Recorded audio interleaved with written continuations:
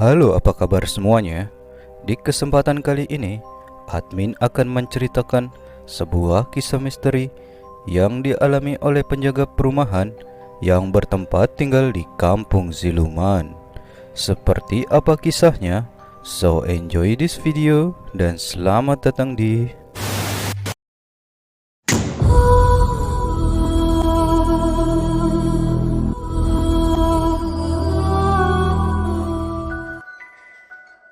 kisah yang akan gue ceritakan ini akan berfokus pada pengalaman goib yang menimpa seorang penjaga perumahan yang bertempat tinggal di Kampung Siluman.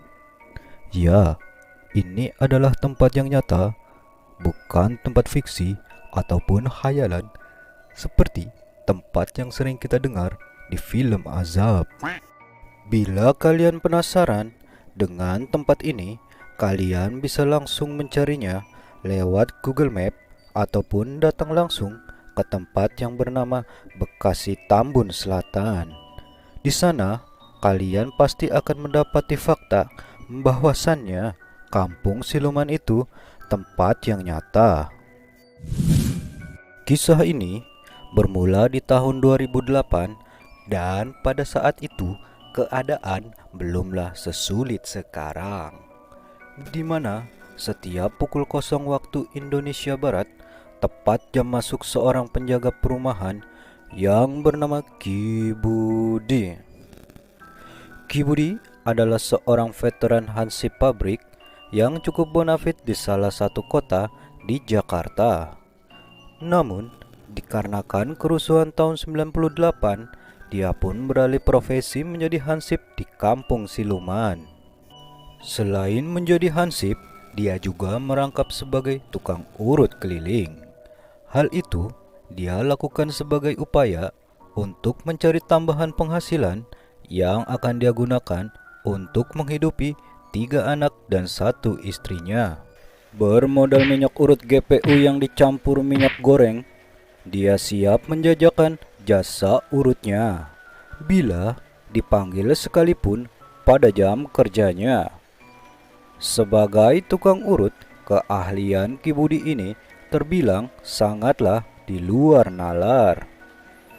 Tatkala dia ngurut orang yang sehat, orang tersebut malah sakit. Namun sebaliknya, bila orang tersebut sakit, dia malah pulih total. Ya tentunya dengan konsekuensi berupa uang ataupun rokok sebagai penajam atas jasanya tersebut.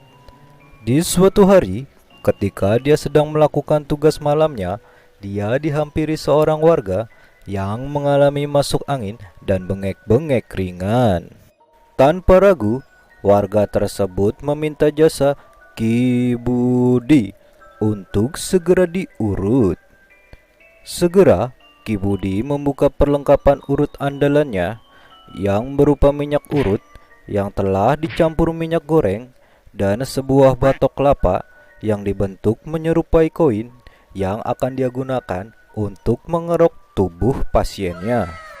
Selagi dia ngurut pasiennya, dia melakukan multitasking dengan bercerita kehidupan di masa lalunya, sembari merokok sampurna kretek yang ia dapatkan secara ngutang di warung dengan maksa. Dia pun mulai bercerita tentang pengalaman kehidupannya, di mana selain kemampuan urutnya, dia juga mempunyai kemampuan penerawangan yang sangat dahsyat.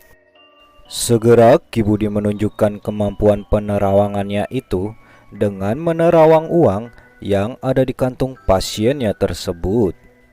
Sontak, sang pasien itu pun terkejut karena tebakan Ki Budi sangatlah benar.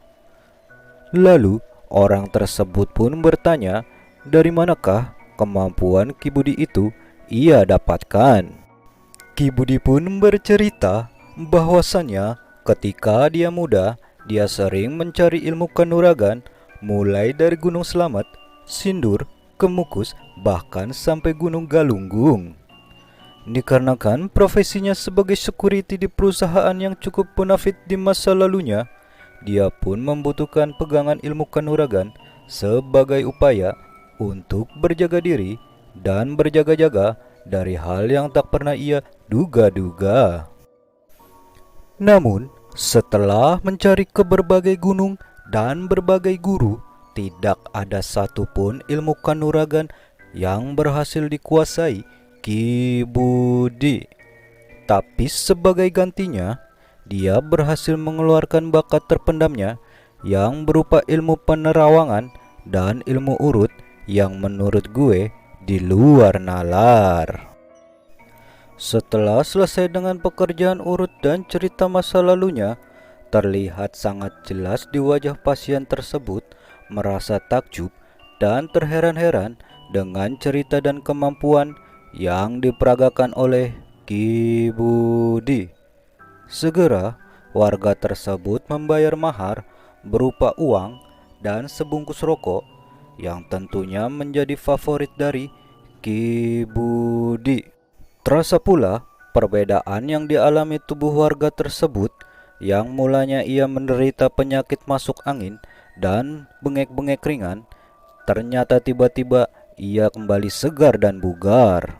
Merasa bersyukur karena telah mendapatkan mahar di luar ekspektasinya, Ki Budilah yang malah mencium tangan dari warga tersebut sebagai tanda rasa berterima kasih yang tulus kepadanya.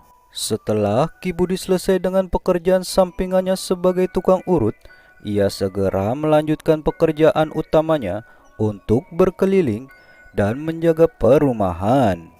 Ketika dia mulai berkeliling, Ki Budi merasakan panas dan gatal-gatal di bibirnya. Saat itulah dia menyadari bahwa itu disebabkan olehnya sendiri.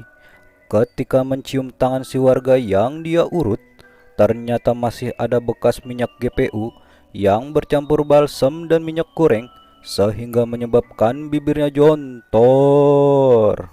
Segera, dia pun memutuskan untuk berlari menuju warung langganannya, di mana warung tersebutlah dia sering berhutang secara maksa ketika dia tidak memiliki uang sama sekali. Segera, dia mencari air mineral untuk membasuh bibirnya yang sudah membengkak itu. Setelah selesai dengan perjuangan membasuh bibirnya yang jontor itu, dia memutuskan untuk segera membayarnya. Ketika Ki Budi memberikan uang yang bernilai Rp50.000, sang pemilik warung yang melihat Ki Budi memiliki uang merasa terheran-heran karena biasanya Ki Budi tidak memiliki uang sama sekali.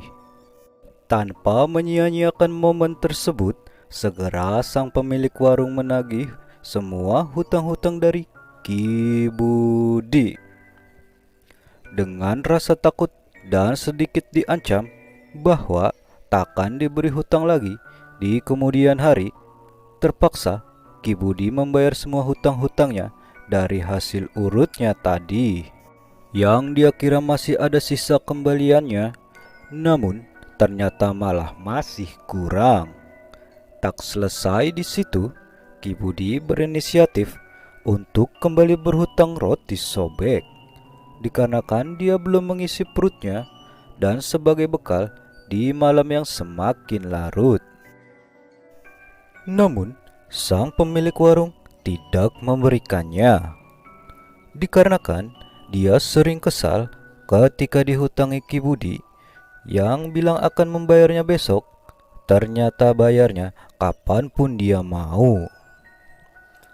Karena tidak mendapati keinginannya, Ki Budi pun berupaya untuk mencari mangsa baru dengan cara mendatangi empang pemancingan lele yang lokasinya tidak begitu jauh dari tempatnya berada. Hal itu dia lakukan dengan harapan tinggi akan ada seseorang yang mau menggunakan jasa urutnya sehingga dia bisa mendapatkan uang yang telah ludes tak tersisa karena telah membayar hutangnya itu. Sesampainya dia di empang pemancingan lele, dia melihat ada 3 orang pemancing yang tampangnya sedikit suram dan terlihat pucat. Segera Ki Budi menghampirinya dan tanpa mengeluarkan aba-aba dan isyarat, dia langsung memijat pundak orang tersebut sambil berkata, Mau diurut nggak bos? namun kedua orang yang dirayu tersebut menolak jasa Ki Budi dikarenakan mereka kesal karena mancing dari sore tapi selalu ngebagong. Walaupun kecewa, Ki Budi tak berputus asa. Sampailah dia pada orang ketiga, masih sama dengan kedua orang yang tadi. Tanpa aba-aba, Ki Budi pun langsung memijat pundak orang tersebut. Dikarenakan kesal dan kaget, orang yang diketahui berprofesi sebagai tukang kacang tersebut secara refleks dan sangat marah mencekik Ki Budi hingga dia pingsan.